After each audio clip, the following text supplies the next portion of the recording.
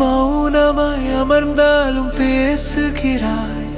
நெற்றிக் கண்ணில் நியாயம் சுடுகிறது. சாம்பல் பூசிய அந்த அழகில் சம்சாரம் முழுதும் அடங்குகிறது.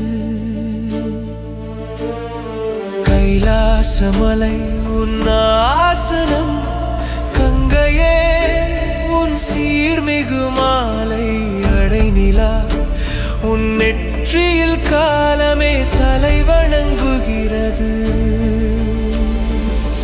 நெஞ்சை குடித்த நெஞ்சமுனது, உலகம் வாழ உன் தியாகம்.